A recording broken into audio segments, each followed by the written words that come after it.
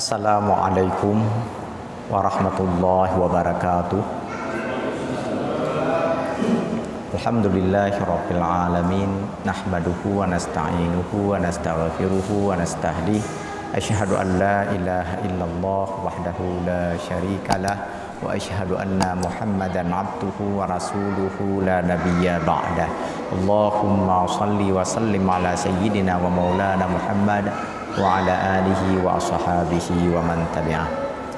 Bapak-bapak, ibu-ibu, hadirin dan hadirat yang berbahagia, dengan niat beriktikaf di dalam masjid mulia ini sambil menantikan waktu salat Isya, mari sama-sama kita ikuti pengajian ilmu tauhid yang kita mulai seraya mengharapkan rahmat, ridha dan hidayah Allah dengan sama-sama membaca basmalah. Bismillahirrahmanirrahim. Lanjutan tentang keterpeliharaan Rasul-Rasul Allah, Nabi-Nabi Allah dari berbuat dosa. Dalam bahasa lain disebut dengan kemaksuman para nabi, ismatun nabiyyi war rusul. Kemaksuman maksudnya mereka dijamin oleh Allah tidak berdosa. Lanjutannya, wa ma warada fil Qur'anil Karim mimma yuhamu dhahiruhu bi annahum murtakabu ma yutanafi ma'a ismatihim fahuwa laisa ala dhahirihi wa yatajalla dalika fi ma nadhkuruhu bin nisbati lima nusiba likulli nabiyyin fi ma yali. Ada beberapa bagian di dalam Al-Quran dikisahkan tentang kesalahan-kesalahan para nabi dan rasul, yang penceritaan ini telah memantik para sekularis, para liberalis, para misionaris untuk menciptakan waham, keraguan-raguan terhadap kemaksuman para nabi dan rasul. Sekali lagi, ada beberapa bagian kisah di dalam Al-Quran yang di dalam kisah tersebut mengesankan adanya kesalahan yang dilakukan oleh para nabi dan rasul. Contohnya apa, nanti kita lihat. Yang cerita-cerita ini telah dijadikan sebagai pembenar oleh para sekularis, orang-orang yang berpikiran sekuler, liberalis, orang-orang yang berpikiran liberal, dan terutama orientalis, orang yang belajar Islam tetapi bukan untuk memeluk dan mengamalkan ajaran Islam. Orang-orang non-muslim seperti Snow, Horgurunya, Weil B. Halak, Montgomery Ward, Wansbrook, dan 1001 nama lain. Mereka mengkaji Islam, mereka mempelajari Islam untuk kepentingan karir mereka di sejumlah perguruan tinggi di Islamic Studies di berbagai belahan dunia. Jadi sisi-sisi inilah yang mereka angkat, mereka besar-besarkan, sehingga menimbulkan keraguan-raguan di tengah masyarakat muslim. Dan ada kesan memang didesain, disengajakan supaya orang meragukan kemaksuman para nabi dan rasul. Oleh karena itu, maka penulis kitab ini, As-Sayyid Sabiq, Profesor Dr. Sayyid Sabiq, salah satu guru besar di Al-Azhar University, ini memberikan uraian.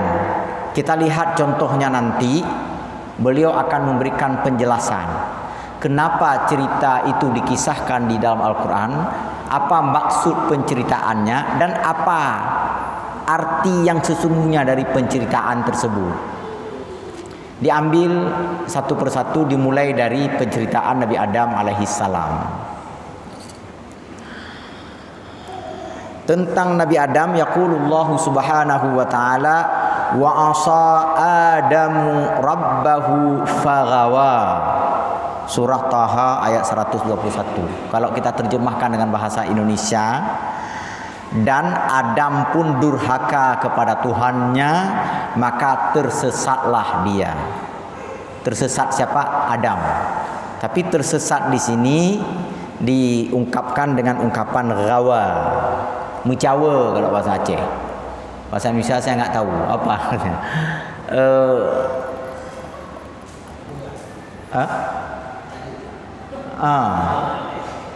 Berputar-putar itu, nggak tahu mencawa. Bahasa Acehnya, bahasa Indonesianya ya mungkin kesasar lah gitu. Jadi bukan sesat dalam arti hilang pedoman, tapi kesasar, nggak jelas arahnya. Nah, itu gawa. Wa asa Adamu rabbahu. Nabi Adam pun durhaka kepada Tuhannya, maka mencawalah dia. Kehilangan orientasi, begitulah. Sekali lagi, ini digunakan oleh para orientalis tadi, kaum sekuler, kaum liberal tadi, digunakan untuk memojokkan Nabi Adam, untuk mengatakan bahwa walaupun Nabi Adam seorang nabi dan rasul, tetapi bisa sesat juga, gitu. Tetapi durhaka juga, gitu. Contohnya itu ayat Al-Quran. Mereka mengkaji Al-Quran, mereka hafal betul ayat-ayat Al-Quran ini. Jadi mereka sebarkan pikiran ini kepada masyarakat yang seandainya kebetulan belum mempelajari ini secara detil bisa terpengaruh. Oh iya ya. Ya memang iya, Quran yang bilang, Allah yang bilang, masa sama Allah nggak percaya? Dia pula yang ceramahi kita lagi kan. Tengok tuh surah Taha ayat 121. Buka Quran, semua Quran dah, Quran semua. Apalagi kalau sempat dia bilang buka halaman sekian, buka di baris atas lebih. Apalagi sempat dia bilang gitu, ya udahlah tuh pelongo-pelongo kita. Ya Nabi Adam kok durhaka kepada Tuhan. Penulis kitab ini memberikan penjelasan begini. Fadahiru hadhil ayati anna Adama asa rabbahu wa ghawa bi mukhalafati amrillahi wastijabatihi li da'wati syaitan wa anna dzalika kana zillatun waqa'a fiha.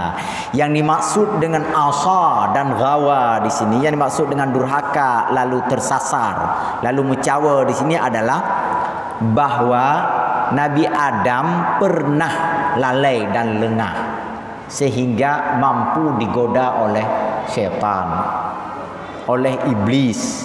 Fa'azallahuma syaitanu anha, tentang larangan mendekati pohon khuldi. Lengah Nabi Adam, lalai, lemah.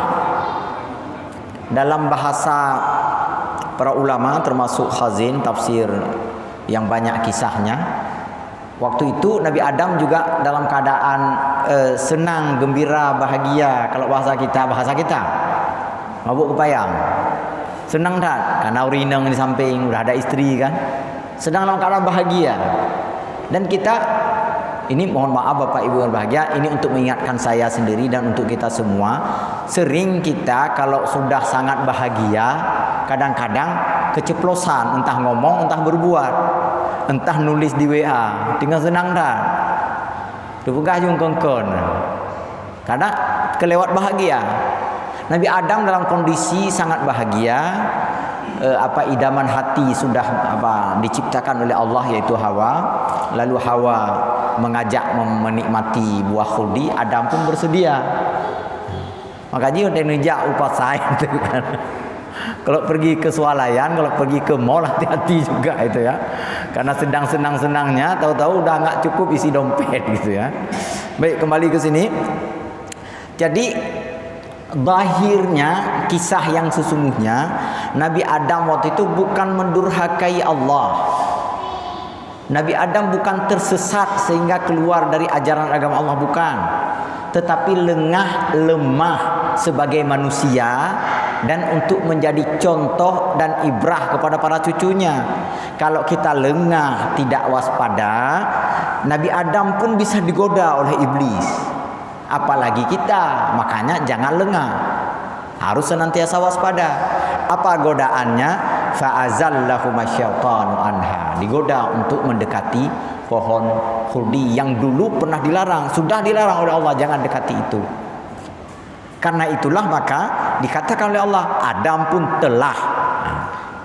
Ini dalam bahasa Arab ada past tense, kalimat untuk menunjukkan masa lampau, fi'il madhi. Fa'asa fa'asa Adamu rabbahu wa ghawa.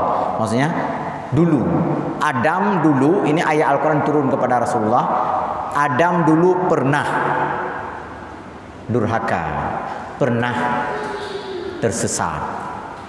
Setelah itu ya Allah ampuni, setelah itu ya Allah tunjukkan jalan yang keluar, kan? Buktinya apa? Buktinya ada ayat-ayat Al-Quran lain nanti. Fatalaqqa Adamu min rabbihi kalimatin fataba alaihi innahu huwat tawwabur rahim. Nabi Adam pun mempelajari kalimat-kalimat untuk bertobat kepada Allah, dan Allah menerima taubatnya Nabi Adam karena Allah Maha penerima taubat. Jadi Adam itu dah clear.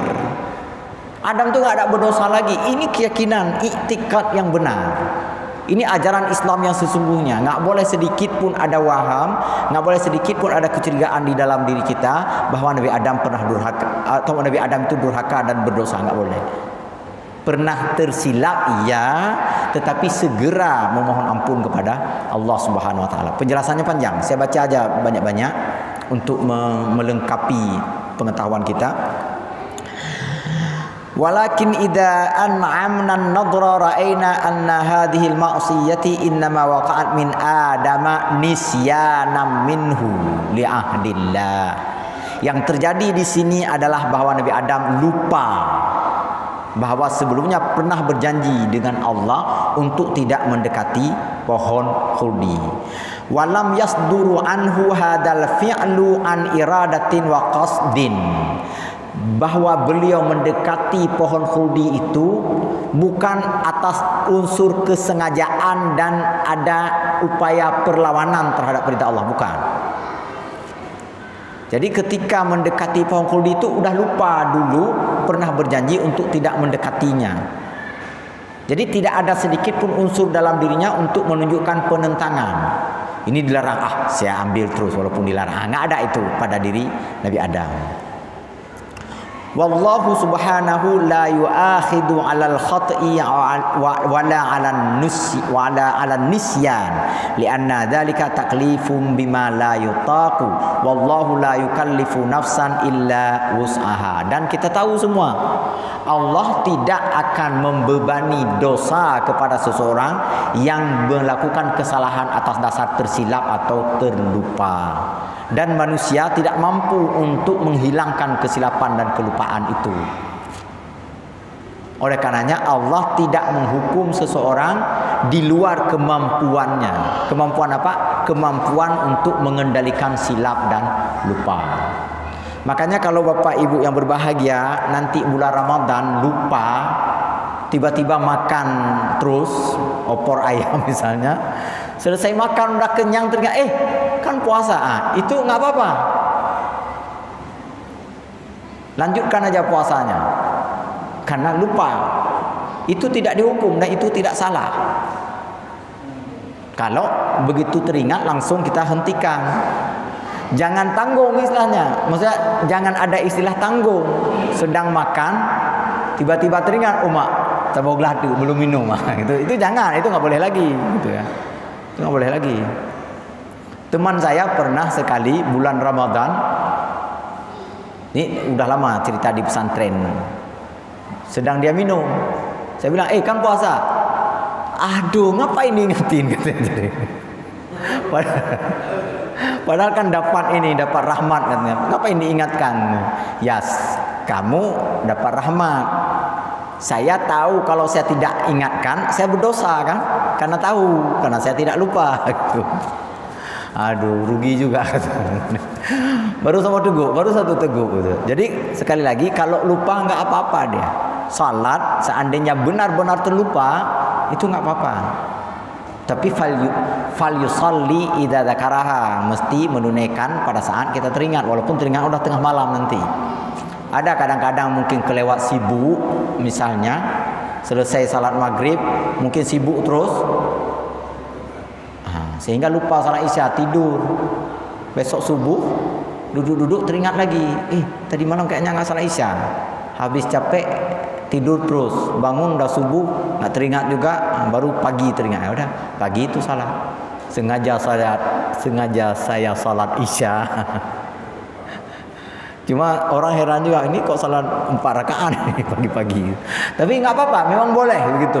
Semua ulama mengatakan boleh kalau benar-benar terlupa. Nabi Adam terlupa ini, karenanya nggak ada dosa karena lupa.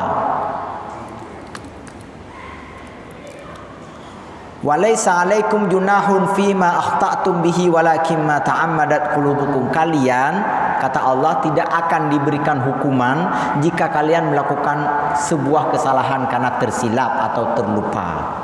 Yang akan dihukum dosa adalah kalau kalian melakukan sesuatu itu atas dasar kesengajaan dari dalam hatimu.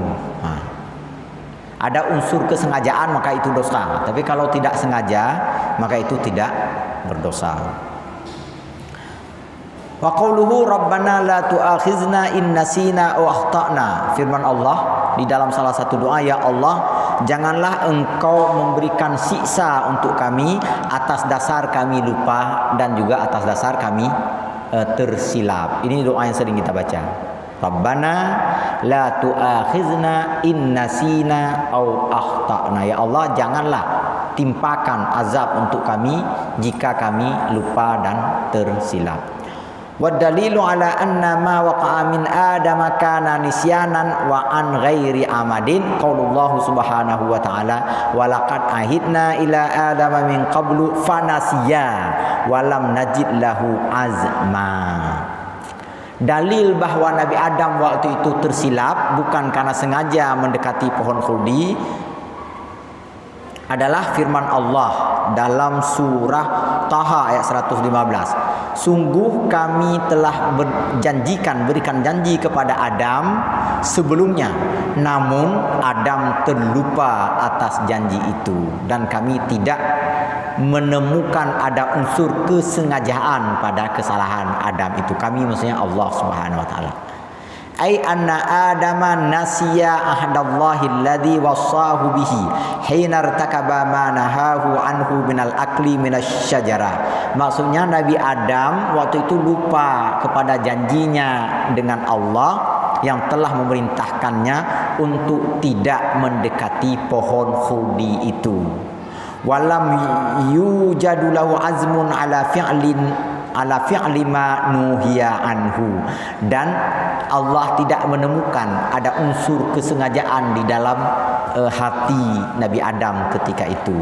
Wa haitsu lam yujadul azmu 'alal ma'siyati fala tujadul mu'akhadatu, dan tidak ditemukan adanya kesengajaan untuk melakukan kedurhakaan, dan oleh karenanya maka kepadanya tidak diberikan dosa. Nah, tetapi kan kita tahu bahwa setelah itu Nabi Adam dihukum, kan, dikeluarkan dari surga ke bumi, kan atas dasar kesalahan itu. Iya. Tetapi dosa itu sekali lagi sudah diampuni karena kesilapan, karena kekhilafan. Lalu untuk apa dikeluarkan? Nah, kita baca lagi lanjutannya. Wa inna ma atabaral Qur'an dzalikan nisyan asyanan dhadran limaqami Adam alladzi khalaqahu Allahu biyadi. Kenapa Allah mengatakan Adam durhaka? Karena untuk menunjukkan kebersangatan apa namanya? Betul-betul serius persoalan ini. Adam ini dibuat sendiri Allah dengan tangan Allah. Tangan dalam arti, ya, kita tidak tahu tangan Allah bagaimana. Maksudnya Allah bikin sendiri Nabi Adam itu. Allah yang bikin sendiri dengan kudrah dan iradahnya. Lalu kemudian tiba-tiba Adam melanggar aturan. Contoh begini Bapak Ibu berbahagia. Kita punya anak kecil. Lalu tiba-tiba dia misalnya melempar kita dengan apa misalnya. Itu betapa kita kesal. Tapi seandainya dilempar oleh anak kecil lain mungkin nggak seberapa kesal. Ini anak kita sendiri, nah, kan gitu. Padahal kesalahan dilakukan, misalnya kesalahan sama, cuma dilakukan oleh orang yang berbeda. Atau gini aja, anak kita merokok. Bagaimana? Udah tahu aja dia ambil merokok, kesal kita, marah kita. Anak orang merokok nggak sebesar marah kita kepada anak kita sendiri, kan? Kenapa? Karena udah kita didik, udah kita arahkan, udah kita asuh terus-menerus, tapi tiba-tiba merokok juga. Nah, begitu kesalnya kita. Tapi bukan karena membencinya. Nah, begitu pula dengan Nabi Adam, karena begitu dekatnya dengan Allah, Allah ciptakan sendiri. Makanya Allah gunakan istilah engkau durhaka. Adam durhaka padaku, kata Allah. Pada Allah, karena Allah sendiri yang menciptakannya dengan tangannya, tetapi tiba-tiba tidak mematuhi atau tidak mengindahkan larangan Allah Subhanahu wa taala. Ini satu.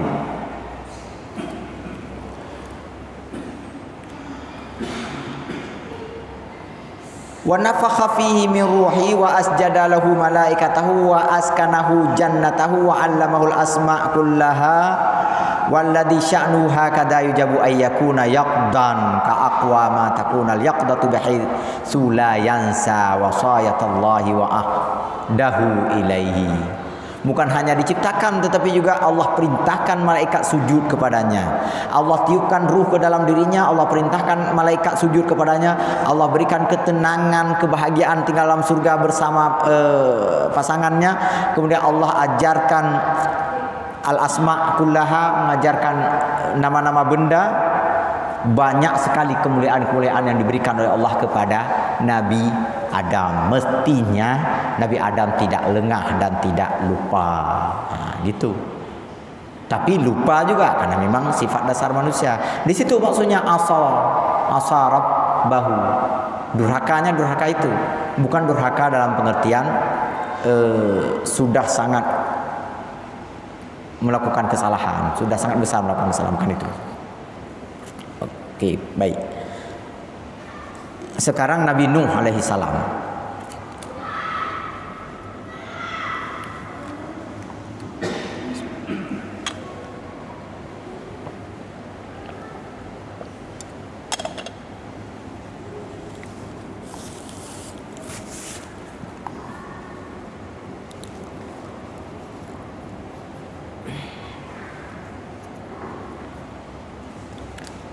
Mohon maaf Bapak Ibu. Sekarang Nabi Nuh alaihi salam juga sering dituduh oleh sebahagian orang telah melakukan dosa. Kita baca, amma Nuhu alaihi salam fama waqa'a minhu fahuwa annahu sa'alallahu an halaki ibnihi ma'a man halaku fit tufani ma'a wa'dillahi binajatihi wa najati ahlihi. Tentang Nuh alaihi salam dituduh oleh orang-orang telah melakukan dosa karena pernah terkesan protes kepada Allah, kan? Kesannya apa protesnya kepada Allah?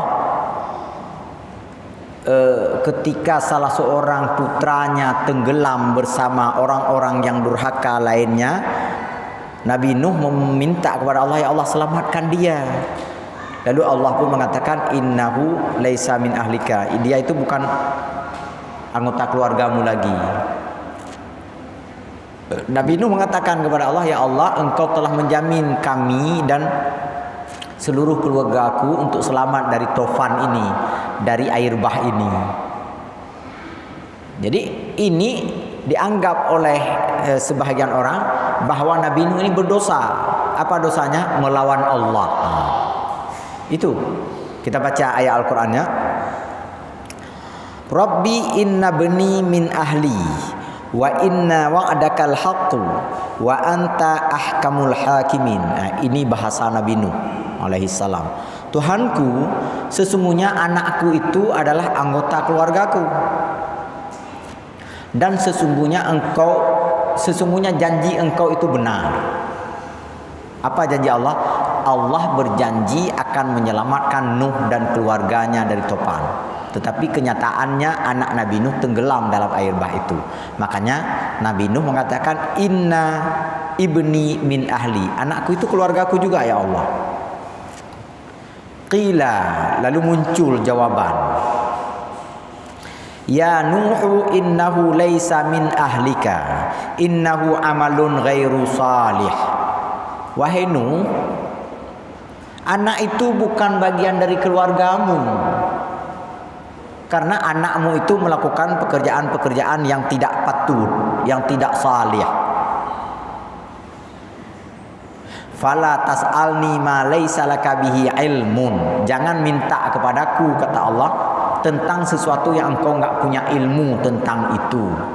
Inni a'iduka an takuna minal jahilin. Aku kata Allah telah memberi nasihat kepada engkau sehingga engkau terlepas dari kebodohan, terlepas dari orang-orang bodoh. Qala rabbi inni a'udzubika an as'alaka ma laysa li bihi ilmun wa illa taghfirli wa tarhamni akum minal khasirin. Ya Allah, aku mohon ampun karena telah meminta sesuatu yang tidak berdasarkan pengetahuan. Jika engkau tak ampuni aku dan tak maaf dan tak menyayangi aku, sungguh aku termasuk orang-orang yang rugi. Jadi dalam ayat ini, di akhir ayatnya sudah jelas bahwa Nabi Nuh memohon ampun kepada Allah. Jadi yang dipersoalkan tadi adalah komplainnya Nabi Nuh kepada Allah. Jadi seakan-akan Nabi Nuh ini berdosa karena berani menentang Allah Subhanahu wa taala. Padahal tidak sampai begitu. Nabi Nuh begitu meminta supaya putranya diselamatkan, lalu ditegur oleh Allah, langsung secara spontan Nabi Nuh memohon ampun kepada Allah Subhanahu wa taala. Falam yakun li Nuh alaihi salam ilmun bi anna nusiba benu bi anna nasba benihi ilaihi qad intafa bi kufrihi wa i'radihi an da'watillah. Nabi Nuh enggak tahu rupanya nasabnya dengan anak itu sudah terputus karena telah berbeda agama.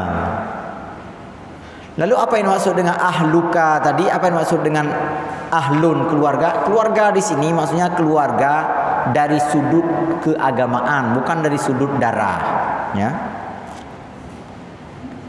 Fa'alimahullahu anna silatad diniyah wa nasbir ruhi aqwa min silatid dam. Allah mengajarkan kepada Nuh bahwa hubungan keagamaan, nasab rohani itu lebih utama dibandingkan nasab darah, hubungan darah. Jadi walaupun anaknya itu adalah nasab hubungan darah sangat kuat dengan Nabi Nuh, tetapi karena agama berbeda maka putus nasabnya. Dalam Islam juga begitu, Bapak Ibu.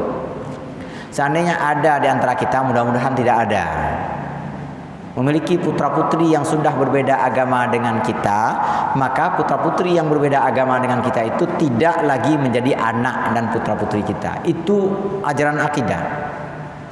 Tapi dia darah dagingku, iya. Darah daging, iya. Itu nasab darah nggak bisa kita pungkiri. Tetapi untuk menjadi putra itu nggak lagi. Makanya hal kewarisan itu nggak lagi diperoleh. Seandainya si anak nanti meminta warisan nggak pernah. Begitu pula seandainya berutang nggak lagi patut, nggak lagi kewajiban si anak untuk membayarkan utang ayahnya seandainya ayahnya dalam utang. Jadi sudah lepas hubungannya. Cuma itu tadi nasab darah memang nggak bisa dipungkiri. Sebaliknya, seandainya orang tuanya yang beda agama, maka si anak pun nggak bisa mewarisi dan nggak wajib untuk membayar utang, untuk mengabdi, untuk berbakti, kecuali hanya untuk dalam soal-soal berbuat baik, dalam soal-soal keduniaan. Misalnya sakit, nah diantar ke rumah sakit. Misalnya lapar, ya dikasih makan. Yang berhubungan dengan keakhiratan itu nggak ada lagi hubungan, nggak bisa didoakan lagi, itu nggak bisa. Nggak boleh didoakan lagi. Ada satu orang mu'alaf, orang asal Medan, dulu sering salat ke Masjid Raya. Itu dia tanya ke saya, bagaimana orang tuanya, dia sangat mencintai orang tuanya itu. Boleh nggak saya berdoa, Ustaz? Saya tanya, yang mau ibu, karena perempuan, yang mau ibu doakan apa? Yang mau saya doakan supaya dia masuk Islam. Itu boleh. Yang nggak boleh, ampuni dosa-dosa dia ya Allah, masukkan dia ke dalam surga, itu yang nggak boleh. Seperti doa yang sering diajarkan ketika Anda baru masuk Islam, Allahumma firli dunubi wali walidayya, itu nggak boleh. Tapi kalau mohon supaya dia diberikan hidayah untuk memeluk agama Islam, boleh. Ada hadis Rasulullah yang terkait dengan ini. Lalu menurut cerita dia, terus menurut dia siang malam berdoa. Siang malam berdoa, dan dia sering mengundang ayahnya ke sini. Dia sering pulang ke daerahnya, entah di Tapanuli Utara, saya lupa. Dia sering pulang nanti musim-musim libur. Pulang, dia jumpain kedua orang tuanya. Enggak ada lagi ibunya, ayahnya yang ada. Lalu dia ajak ayahnya ke sini, diajaknya ayahnya ke masjid raya. Sampai di masjid raya duduk di luar gitu. Kan enggak boleh masuk ke dalam. Lama-lama rupanya karena sudah akrab dengan masjid raya, lama-lama dia memeluk agama Islam, tapi di sana memeluknya, bukan di sini. Jadi di daerahnya juga banyak orang Islam. Di sana dia memeluk agama Islam. Saya nggak tahu lagi kelanjutan ceritanya karena ibu itu sudah nggak pernah jumpa lagi. Kalau nggak salah dulu pernah pamitan ke kawan-kawan di Masjid Raya, udah pindah tugas lagi, nggak lagi tugas di Banda Aceh. Jadi itu kira-kira. Jadi Nabi Nuh alaihi salam itu betul meminta kepada Allah untuk keselamatan putranya yang dianggapnya sebagai nasabnya, sebagai anggota keluarganya. Tetapi Allah menjawab bahwa itu bukan lagi bagian dari keluarga. Itu sudah masuk ke dalam kategori orang kafir. Jadi hanya itu. Dan Allah telah mengampuni kesalahan Nabi Nuh alaihi salam. Maka seandainya kita nanti pernah membaca tulisan orang yang mengatakan Nabi Adam berdosa, Nabi Nuh berdosa, maka kita bisa tangkis, kita bisa abaikan penjelasan-penjelasan itu dengan mengacu kepada pembahasan yang baru kita bahas pada malam yang berbahagia. Demikian kajian kita. Sebelum saya tutup, mungkin ada tanggapan atau pertanyaan, saya persilahkan dengan segala hormat. Ya Pak Mahmudi, silakan Pak.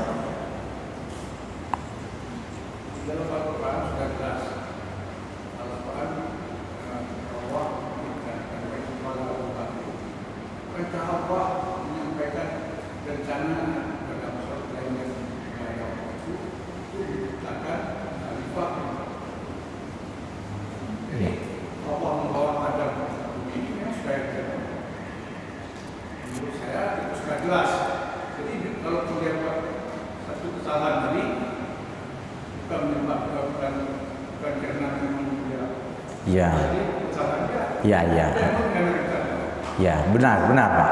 Nah, di antara tafsir yang paling kuat itu tafsir Ibnu Katsir, begitu penjelasannya. Sejak dari awal memang Allah menciptakan Nabi Adam sebagai khalifah di bumi. Cuma dibawa dulu ke surga untuk mengisi mengisi pengalaman, intuisi segala macam spiritual, pengalaman-pengalaman begitu indah, begitu nikmatnya surga, sehingga Nabi Adam merindukan surga, dan kerinduan ini terwariskan kepada seluruh anak cucunya, sampai kita pun merindukan surga itu karena telah dirasakan oleh Nabi Adam dahulu. Jadi Nabi Adam memang betul pada dasarnya memang hendak dijadikan sebagai khalifah di muka bumi, disinggahkan dulu sementara di surga untuk menikmati atau untuk merasakan kenikmatan surga. Ya, begitu Pak di dalam kitab tafsir. Jadi kalaupun ada beberapa segmen sejarah, ada dekat pohon khuldi, ada iblis, itu semua untuk menjadi pelajaran, untuk menjadi ibrah bagi anak cucunya agar jangan lengah. Sampai Nabi Adam pun bisa digoda oleh iblis, kita jangan lengah. Begitu kira-kira. Baik Pak, terima kasih. Pak Muslim, silakan.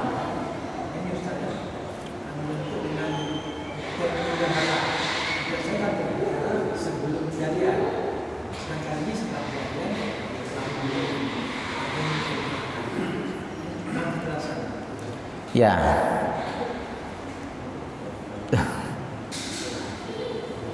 maksudnya begini Pak, mereka terpelihara dari dosa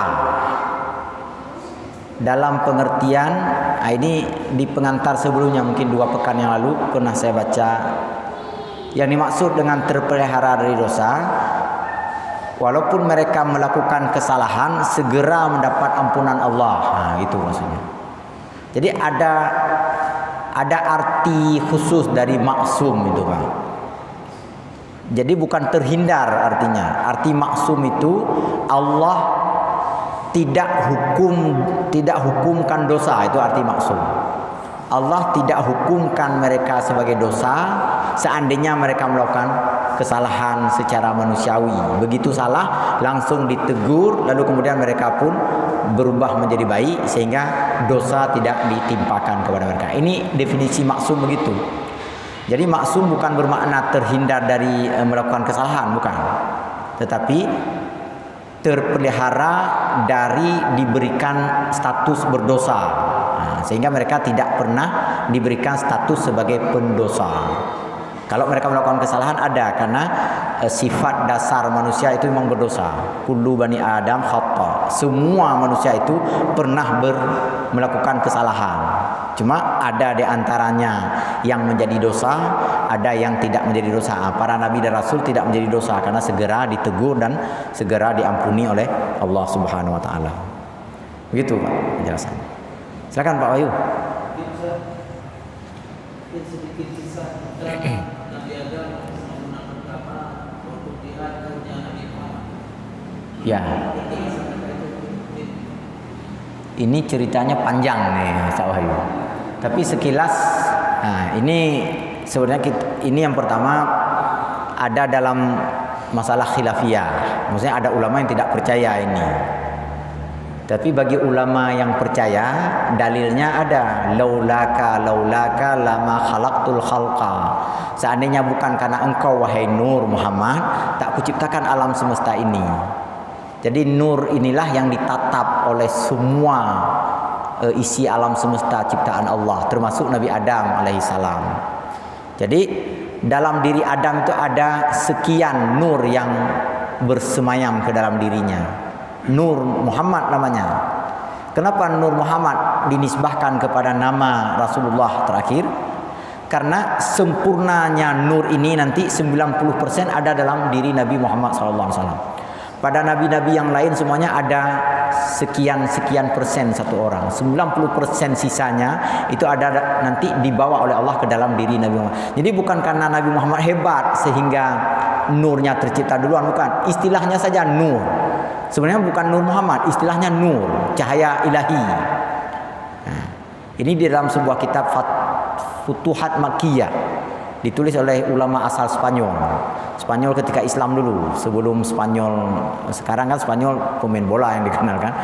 Dulu Spanyol itu ulama-ulama besar banyak. Jadi seorang ulama Spanyol memberikan penjelasan bahwa yang pertama sekali diciptakan itu adalah cahaya. Cahayanya namanya cahaya nur ilahi. Cahaya ilahi memang namanya. Cahaya ini disemai ke dalam semua orang-orang yang berjiwa mulia, ke dalam semua jiwa para nabi dan rasul. Dan nanti yang terbanyak, kata beliau, sampai 90% dari cahaya ilahi ini itu ditempatkan ke dalam tubuh baginda Rasulullah Muhammad sallallahu alaihi wasallam. Makanya disebut Nur Muhammad. Penyebutan aslinya sebenarnya bukan Nur Muhammad, nur saja. Cuma karena setelah kelahiran Nabi Muhammad, karena terbanyak ada dalam diri Nabi Muhammad, sering disebut oleh ulama dengan Nur Muhammad. Nabi Adam di surga melihat nur itu, dan Nabi Adam membaca kalimat La ilaha illallah Muhammadur Rasulullah. Lalu Nabi Adam bertanya kepada Allah, apa ini? Malaikat menjawab, ini adalah kalimat syahadatain yang akan dibaca oleh manusia di akhir zaman.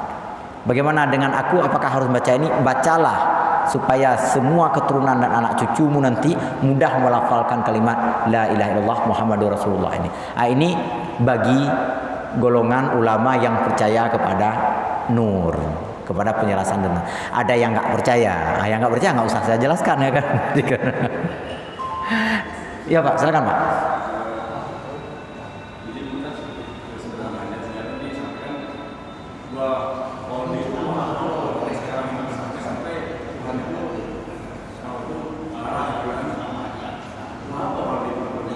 Yang mana Pak?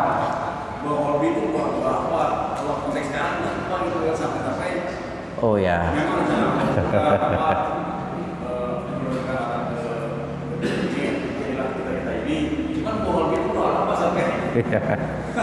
Ya, di antara ulama yang pernah saya baca kitabnya Muhammad Abduh, Syekh Muhammad Abduh, ulama asal Mesir yang sangat logis, yang sangat rasional cara berpikirnya. Kata Muhammad Abduh begini dia, buah khuldi itu ada tiga atau empat kata beliau tafsiran. Tafsiran yang paling kuat itu memang sebuah simbol larangan Allah. Jadi istilahnya jangan masuk ke sini. Terserah apapun alasannya, memang untuk menunjukkan bahwa di situ Allah melarang. Jadi bukan karena buahnya berpenyakit, bukan karena ini, bukan karena itu. Itu pendapat yang paling kuat kata Muhammad Abduh. Cuma kan dalam sejarah disebutkan bahwa Hawa sempat menikmati buah itu. Jadi yang penting kata Muhammad Abduh bukan buahnya, bukan pohonnya. Yang penting adalah bahwa Allah menguji manusia untuk tidak mendekati sesuatu yang dilarang. Kalau sudah dilarang jangan dekati lagi. Di situ dihilangkan nalar dan logikanya. Kalau sudah Allah larang maka jangan lakukan lagi. Kemudian yang kedua kata Muhammad Abduh, ia mengutip juga pendapat para ulama yang dimaksud dengan khuldi ini, hubungan suami istri. Jadi boleh kamu tinggal di sini tapi jangan lakukan hubungan suami istri. Ini termasuk Muhammad Iqbal yang orang Pakistan itu ini menafsirkan seperti ini. Tapi Muhammad Abduh juga mengutip ulama-ulama sebelum beliau. Kemudian yang ketiga ada pohon, memang pohon khuldi namanya. Pohon itu di zaman itu kan diberikan nama khuldi ini oleh iblis katanya. Ini agak lemah pendapat ini. Ini dikutip dari Tantawi Al-Jauhari ini. Kita suka membaca karena enak ceritanya kan. Jadi begini ceritanya. Ada berapa 99 nama pohon di dalam surga. Jadi diurut sesuai abjad letaknya itu. Abban. Pokoknya nanti pada huruf Kha ada khuldi gitu kan. Jadi ada pohon khuldi, yang pohon khuldi itu diberikan nama oleh iblis, artinya keabadian. Khuldi itu kan keabadian. Siapa yang makan buah ini dia akan bisa abadi di dalam surga kata iblis. Maka Nabi Adam pun dibujuk untuk memakan buah ini karena dianggap akan abadi. Cuma Nabi Adam terpengaruh lalu makan dengan harapan bisa bertahan semua sampai anak cucu dan keturunan bisa bertahan tinggal di dalam surga. Rupanya iblis menipu Nabi Adam. Jadi yang memberi nama khuldi ini kata Muhammad Abduh, kata Tantawi Al-Jauhari adalah iblis gitu. Jadi ini 3 riwayat yang pernah saya baca, Pak. Nah, jadi jangan pula nanti dicari ulang ini di mana ada buah khuldi kan. Demikian kajian kita malam ini, lebih kurang saya maaf kepada Allah SWT kita mohon ampun. Astagfirullahaladzim. Wassalamualaikum warahmatullahi wabarakatuh.